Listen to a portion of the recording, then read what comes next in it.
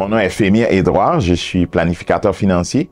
Je suis directeur d'agence pour la compagnie IA Go Financier. Donc, ça fait 22 ans que je travaille pour IA.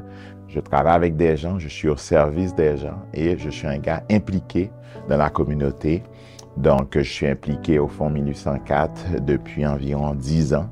Et il faut comprendre que moi, je suis originaire d'Haïti. J'ai grandi en Haïti avec mon père, ma mère. Mais j'avais un rêve de devenir ingénieur, mais mon père m'encourageait là-dedans. Mais malheureusement, mon père est décédé avant la fin de mes études secondaires.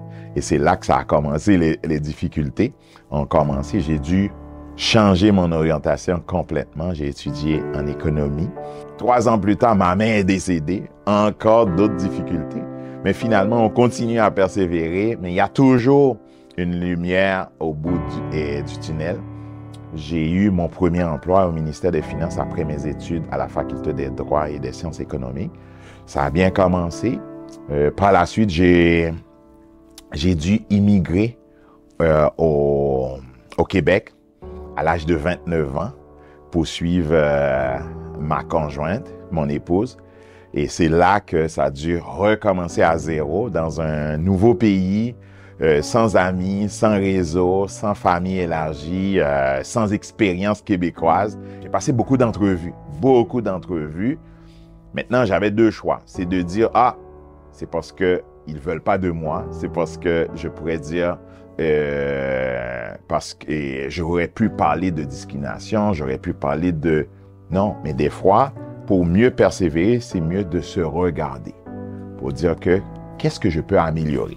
Et c'est ça le conseil que je pourrais donner, c'est de ne pas laisser de côté les ambitions, les rêves, la flamme qu'on avait quand on était dans notre pays d'origine s'éteint.